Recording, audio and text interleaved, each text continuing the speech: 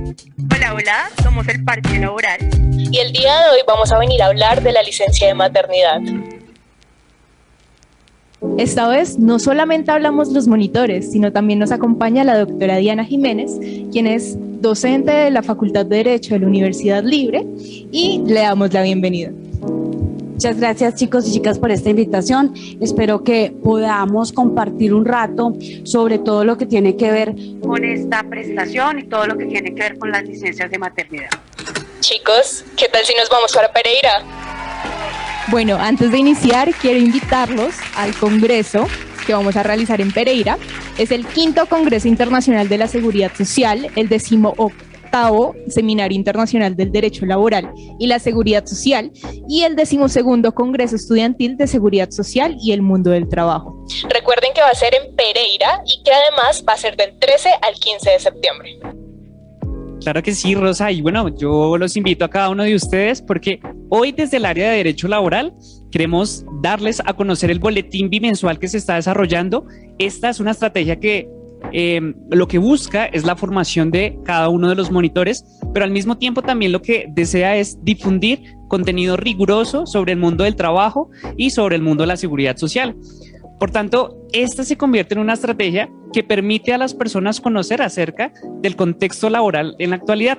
Les quiero contar que desde la Universidad Libre estamos muy contentos con este proyecto porque ha tenido gran acogida y en este momento contamos con 2 alianzas, que es con la Organización Internacional del Trabajo y con la Organización Iberoamericana de la Seguridad Social.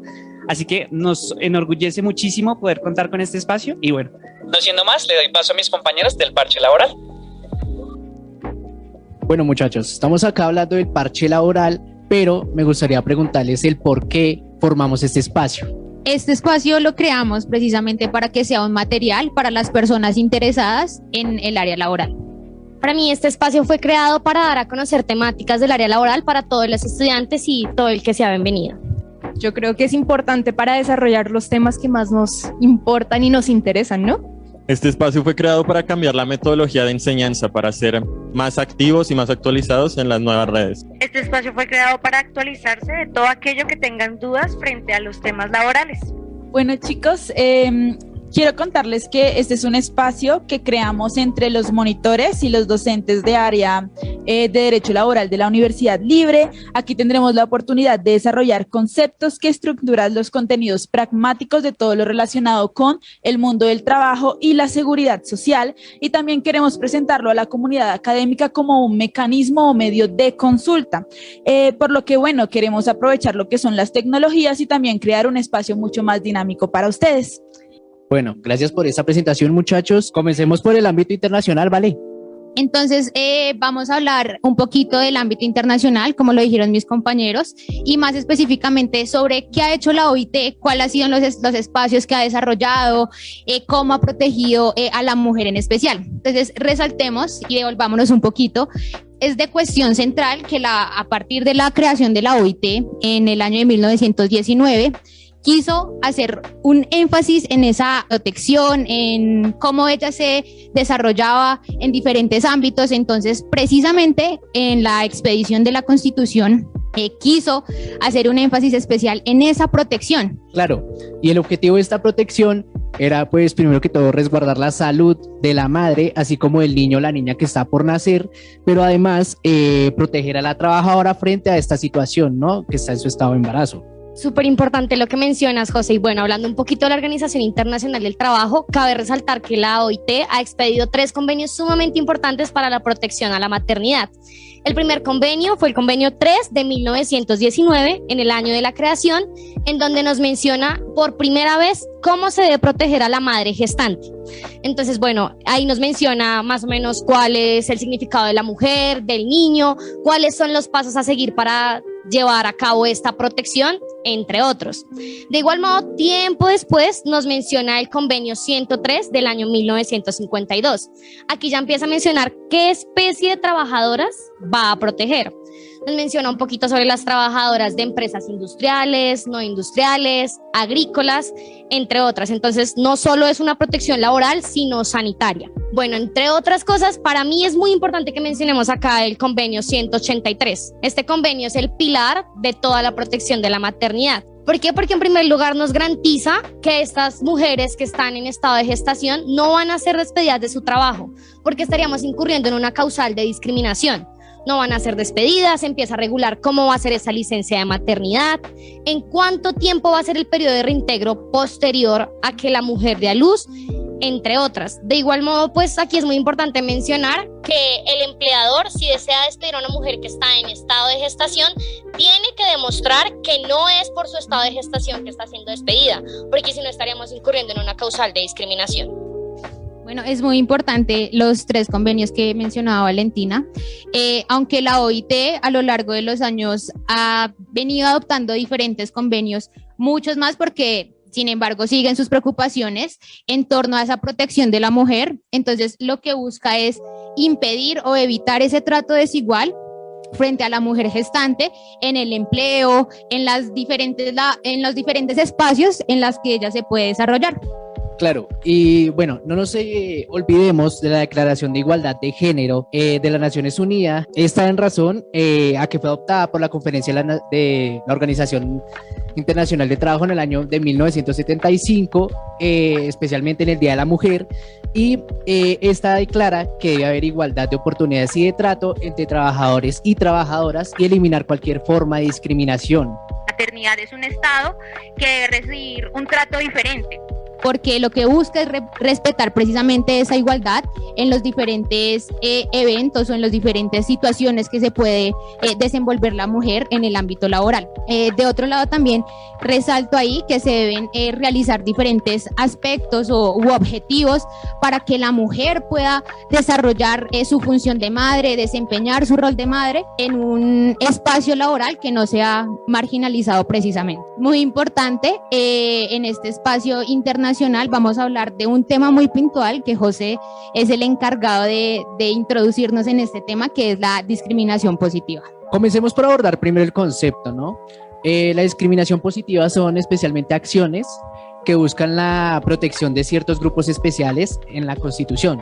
¿De qué tratan estas acciones? Son la distribución y provisión de recursos de bienes públicos escasos, como son los puestos de trabajo, pero lo que realmente nos interesa dentro de esta definición de las acciones positivas dentro del ámbito sobre la protección de la maternidad, cuál busca políticas encaminadas a la protección de las trabajadoras, brindándoles protección a la hora de, por ejemplo, cuando tienen su bebé, protegerlas durante cierto tiempo después para estabilizar o reforzar su trabajo, ¿no? Su puesto de trabajo. Genial, José, gracias por la introducción a este importante concepto, pero para mí lo más importante en este punto es saber en Colombia cómo aplicamos este concepto. Bueno, es importante resaltar que en Colombia la aplicación de este concepto es de alta notoriedad, dado que con la expedición de la Constitución de 1991, entonces se estipuló que el Estado debía promover esa igualdad, que sea una igualdad real y efectiva, y que asimismo se ha aplicado a grupos o a comunidades específicas. En este caso, y como hablamos precisamente de la protección a la mujer gestante, entonces el artículo 43 habla de esa protección a favor de las mujeres. Exacto. Bueno, este artículo especialmente dice que la mujer y el hombre tienen igualdad de derechos y oportunidades y la mujer no podrá ser sometida a ninguna clase de discriminación durante su estado de embarazo e incluso después. Asimismo, recibirá una protección especial del Estado, como por ejemplo, cuando ésta se encuentra desempleada o desamparada, va a recibir un subsidio de alimentos. Precisamente cuando hablas tú de esa asistencia y de esa protección por parte del Estado, entonces ya podemos empezar un poco a hablar de esa licencia de maternidad y de cómo se va a hablar de esa estabilidad que deben tener las mujeres en razón a su embarazo. Entonces, precisamente ya adentrándonos un poco en el tema de mis compañeras que ya en pocos minutos van a abordar, el artículo precisamente del Código Sustantivo del Trabajo, el 236, habla de esa estabilidad en el empleo. Cómo se debe proteger, cuánto tiempo se le debe otorgar a la mujer en su condición y que no se le vulneren precisamente y se le garanticen esos derechos a la hora de desarrollar sus funciones en este estado gestante. Bueno, muchas gracias, José. María José, increíble este recorrido que hemos hecho a través de la historia internacional de la protección a la mujer gestante, pero es muy importante introducir a la doctora Diana en esta conversación. Cuéntenos, doctora Diana, desde el marco internacional en referencia con la licencia de maternidad, paternidad, que hablaremos más adelante, ¿qué puede aportarnos usted? Mil gracias por la pregunta. En principio, quisiera hacer algunas claridades y tiene que ver con lo que significan los movimientos sociales. Es muy importante el recorrido y muy bueno lo que han hecho acerca de dónde viene todo lo que tiene que ver con la posibilidad de que una mujer pues, pueda gozar de una licencia de maternidad y además que tenga una cuestión que llamamos estabilidad laboral.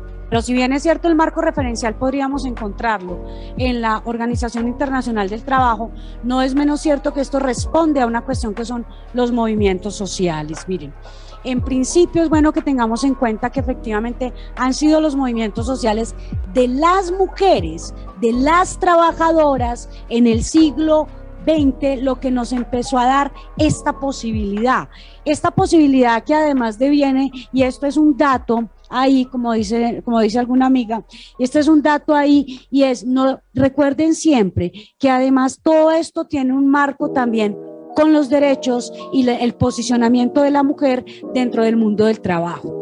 Y además de eso, todos estos movimientos sociales de las mujeres que se enfoca a maternidad y niñez, ese movimiento social va a dar como resultado que efectivamente con la creación de la OIT, el primer convenio que se hace fundacional es el convenio 3 y que va a tener que ver específicamente con la maternidad de las mujeres.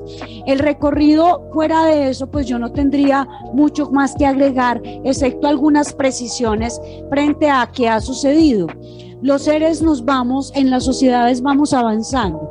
Todo este avance nos da unas cuestiones desde la sociología, desde la psicología, desde la economía que van cambiando.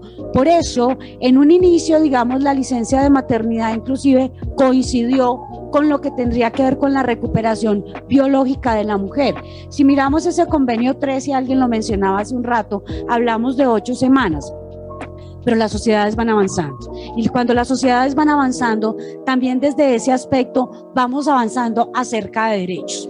Miren, las libertades de derechos y los derechos que podemos construir siempre se han dado a través de la posibilidad de que salgamos y empecemos a rescatarlos como se han rescatado absolutamente todas las libertades, y podemos hablar de esto afortunadamente en una universidad como la nuestra bajo sus principios. Entonces, esto además no solamente hace parte de la OIT, José mencionaba varios convenios, varias declaraciones universales, por ejemplo, todo lo que tiene que ver con el CEDAW, pero además de eso hay unos elementos bien importantes. Cuando nosotros empezamos a hablar de esta licencia y del porqué de ella misma, inclusive fuera del convenio 183, que es de los últimos y de los más importantes, nosotros, por ejemplo, podemos observar desde la misma OIT la recomendación 191. En la recomendación 191 además hay otros estímulos que se dan allí. Ejemplo, miren, en esa recomendación 191 hablan de algo que además de la ampliación a las 18 semanas, cuando uno mira el 183 les va a hablar de 14. Cuando ustedes miran, digamos, el convenio, la recomendación 191, ella les va a hablar de una cuestión que es ya las 18 semanas. Es más, pero en esa recomendación 191 hay cuestiones que tienen que ver un poquito más allá y nos van a llevar a preguntarnos otras cosas, y es, ejemplo, una mujer debería trabajar en la noche. Y entonces cuando la recomendación habla de eso, dice, mire, hay muchos países, y digamos que hay un informe, y se los recomiendo, hay otro datico, hay un informe de la Organización Internacional del Trabajo del 2022, y es un informe específicamente para América Latina y el Caribe, que tiene un informe específico sobre todo lo que ha sido, digamos, la maternidad y todo lo que han sido estos desarrollos. En ese informe, pues digamos que la Organización Internacional del Trabajo para lo que es América Latina y el Caribe recoge informaciones de la CEPAL. Recordemos que una de nuestras mayores fuentes para la región es la CEPAL, dentro de todo lo que podemos, digamos, nosotros obtener.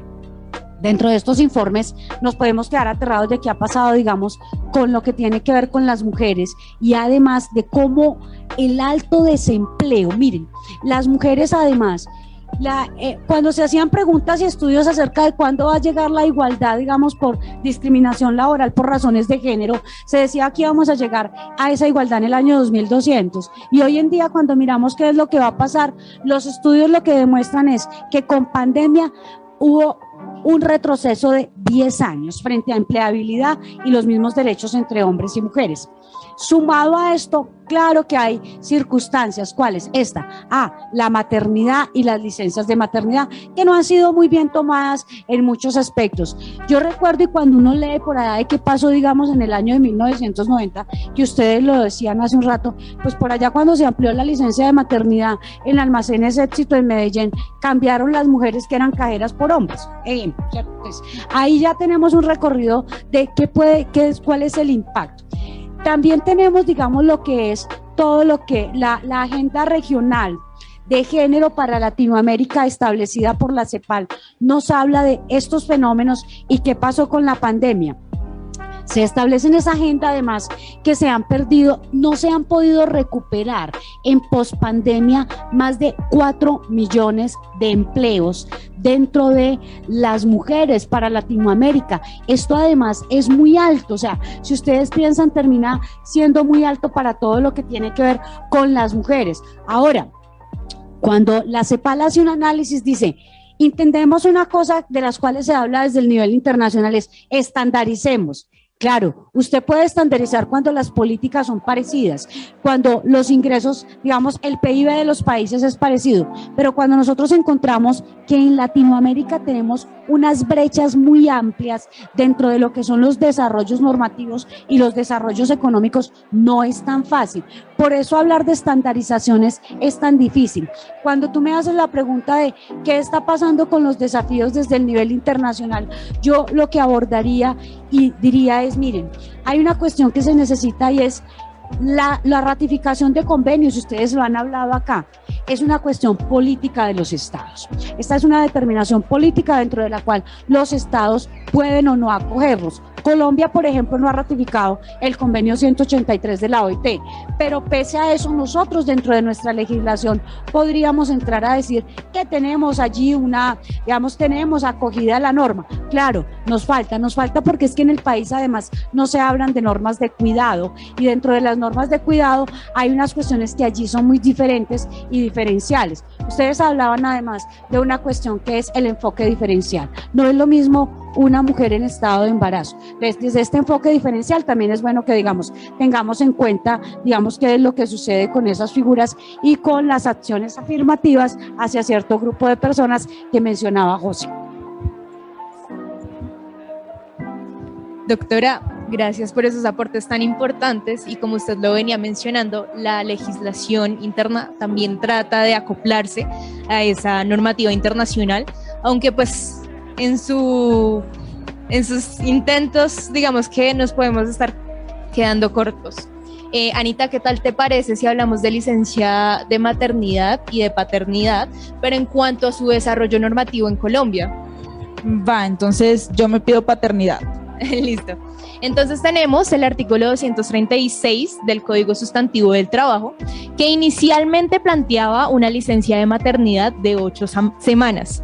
Entonces, para cómo se podía encuadrar esa licencia de maternidad, teníamos que aportar un certificado que acreditara 3 cosas. El primero es el estado de embarazo de la madre, el segundo es la fecha probable del parto y el tercero es la indicación de más o menos cuándo podía iniciar la licencia de maternidad. Esto posteriormente se modificó con la ley 90 de 1990, como lo indicó la doctora Diana, la ley 50 de 1990, como lo indicó la doctora Diana, que modificó de 8 semanas y pasó a 12 semanas. Bueno, te voy a robar un poco la palabra para poder empezar a hablar de lo que es la licencia de paternidad. Y imagínate que en Colombia empezamos a hablar materialmente de lo que es la licencia de paternidad en el 2002 con la ley 755, y esta fue una figura que vino atada a las cotizaciones a la seguridad social en salud. Entonces se decía que la persona cuyo cónyuge o compañera permanente estuviera en estado de embarazo tenía un derecho a una licencia de paternidad. Entonces, si el padre se encontraba cotizando a Seguridad Social en salud, se le daban 4 días. Pero si tanto el padre como la madre se encontraban cotizando a la Seguridad Social en salud, se les extendía a 8 días hábiles. ¿Qué opinan? Qué distinción tan fuerte, ¿no? Y la Corte Constitucional pensó igual, dijo, es que esto es inconstitucional porque estamos vulnerando el derecho a la igualdad que tienen todos los menores recién nacidos, a que si únicamente es su padre quien está cotizando, ¿por qué únicamente 4 días? ¿Por qué esa distinción? Entonces esto fue declarado inconstitucional, pero no solamente esto, porque, y les voy a hacer un comentario muy jocoso a todos, ¿no? Imagínense que la licencia de paternidad originalmente no era para el padre, no. En Colombia, la licencia de paternidad estaba prevista para la persona que tuviera un vínculo con su cónyuge o compañera permanente.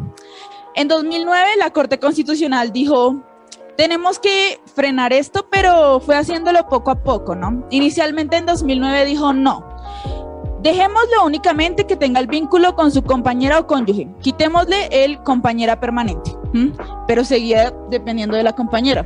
Fue por allá en 2012 donde la Corte Constitucional dijo, ¿saben qué? Esto es un derecho sobre todo para el menor recién nacido. No debemos hacer que esa licencia de paternidad dependa del hecho de que el padre tenga un vínculo con otra persona, en este caso pues la persona gestante, sino que como va enfocado a los derechos del menor, tiene que ser independiente a este vínculo. Acá vemos entonces un desarrollo normativo en cuanto a la licencia de paternidad un poquito condicionado, ¿no? Porque, por ejemplo, con la ley 1468 del 2011, la licencia de maternidad otra vez se amplió, pasó de ser de 12 semanas a 14 semanas. Y además, algo muy importante es que no solamente era para madres biológicas del sector público y privado, sino que además pasó a ser también para madres y padres adoptantes. Esta licencia se podía dividir en dos, entonces tenemos la licencia preparto y la licencia posparto. La licencia preparto es para que la madre se pueda acondicionar al parto y para ello se dan 2 semanas. Ya después en la licencia posparto se le dan 12 semanas a la madre y lo que puede hacer es, dependiendo del estado de su embarazo, escoger si prefiere la relación 1-13, o sea, 1 semana antes y 13 después. Ya con la ley 1822 del 2017 se amplía nuevamente la licencia de maternidad a 18 semanas y esto además nos da unas garantías al padre en 2 situaciones: cuando quede a cargo del recién nacido en caso de que lamentablemente para la época del parto la madre muera o enferme, o en caso de que durante la licencia de maternidad la madre enferme o muera. Esta licencia de 18 semanas también se puede dividir en preparto y posparto. Algo muy importante que nos acotaba la doctora Diana era que esta licencia preparto es muy importante tomarla, digamos que no queda elección no tomarla porque se tiene que preparar para su parto. Entonces tiene 1 semana o 2 semanas dependiendo del estado de embarazo y además una licencia posparto de ya 16 o 17 semanas. Bueno, sigamos con lo de la licencia de paternidad, ya que acabas de mencionar la ley 1822 de 2017, que en pocas palabras no hizo mucho respecto de la paternidad, ¿no? Porque como ya les había contado yo, desde el 2012 habíamos, ¿no?, mediante la Corte Constitucional dicho, oiga, no, esto no depende del vínculo. La ley 1822 dijo, no me importa, yo voy a seguir diciendo que la licencia de paternidad depende del vínculo que tenga esa persona con su pareja, con su cónyuge o con su compañera. Fue hasta hace 2 años, Fer y compañeros, ¿no?, en el 2021, mediante la ley 1822, que por fin Colombia legalmente dijo, oiga, la licencia de paternidad es para el padre. Hasta hace 2 años. Y bueno, al fin podemos decir, los padres tienen derecho a la licencia de paternidad y esta es por 2 semanas. Ahora sí, ¿no, Anita? Pero Anita, ¿cómo acredita el padre que necesita la licencia? Se acredita con el registro civil de nacimiento y esta tiene que entregarla máximo 30 días después del parto. Ven, Anita, y tenemos una duda, yo creo que a la mayoría nos surge la duda de ¿y la licencia homoparental? Doctora Diana, por favor.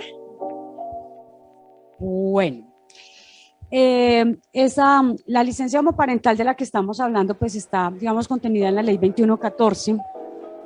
Esta ley, además, digamos que va a establecer todo lo que tiene que ver con las licencias, y aquí, pues, efectivamente existe una situación que es, me imagino, a la que ustedes se refieren y de la que vienen hablando acerca de los conceptos. ¿Por qué? Porque efectivamente las estructuras, digamos, manejadas desde antaño son estructuras completamente patriarcales, y por eso dentro de las legislaciones, pues, por obvias razones continúan existiendo unas cuestiones, además, como si fuéramos binarios dentro de las situaciones, y es el no reconocimiento diverso. Y cuando no hacemos un reconocimiento diverso, pues entonces nos vemos enfocados a cometer de lo que yo veo ciertos errores. ¿Qué pasó con esta ley? Esta ley, digamos, pues va a establecer lo que es la licencia y cómo la repartimos. Uno de los errores que uno podría llegar a ver en la ley es que efectivamente va a hablar de padre y madre en roles completamente binarios, ¿cierto? Y dentro de esos roles binarios, pues entonces dejamos un mundo de gente por fuera.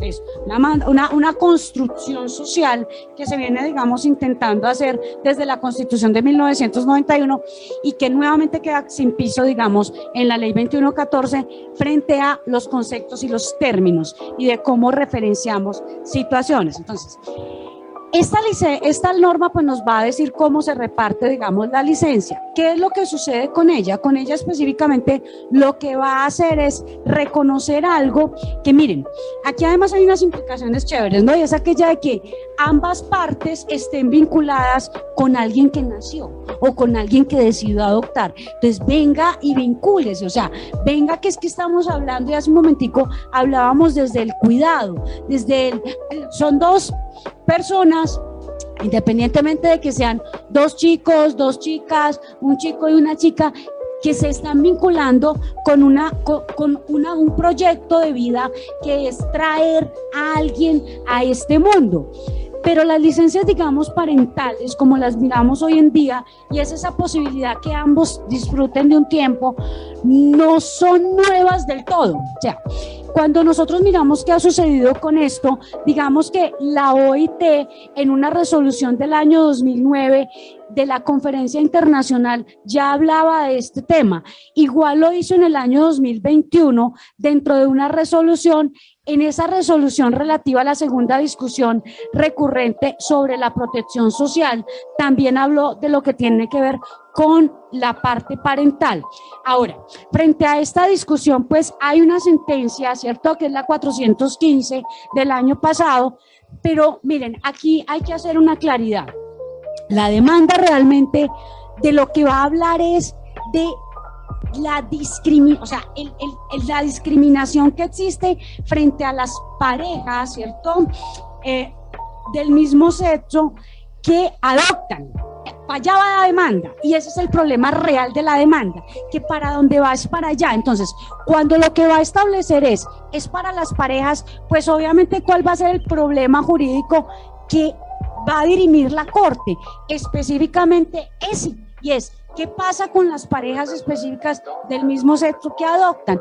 Para terminar diciendo que, para terminar dando una sentencia condicionada, estableciendo que efectivamente las parejas del mismo sexo adoptantes pues tienen los mismos derechos que las parejas heteroparentales. Aquí digamos hay una aclaración de voto importante, de las que a mí me gustó, es la del doctor José Fernando Reyes.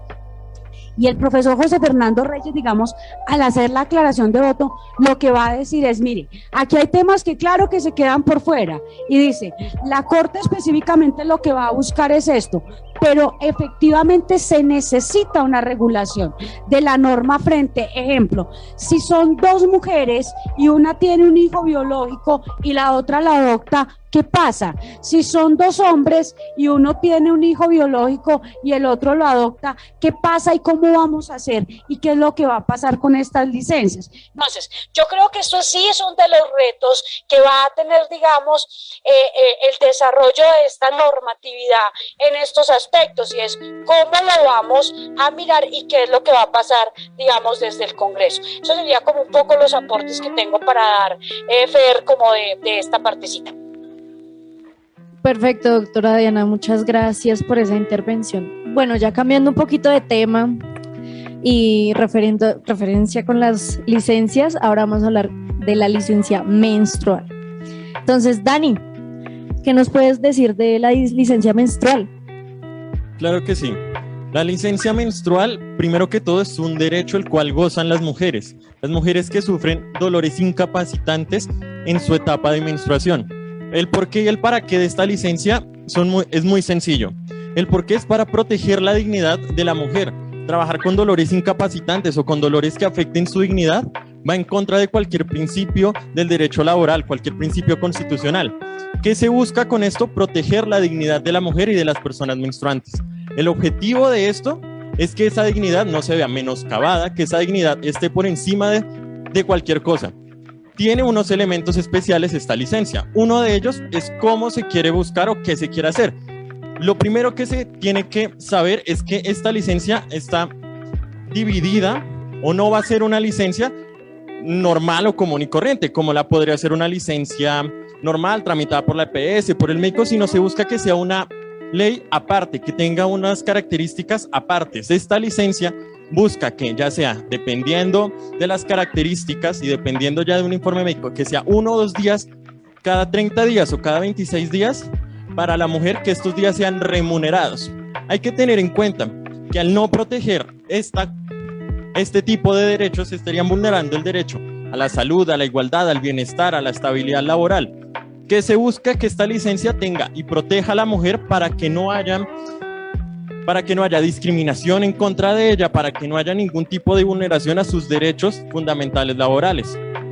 Pero aquí nos tenemos que remontar a muchos años atrás, demasiados, para saber cuál fue el primer país que habló de esto.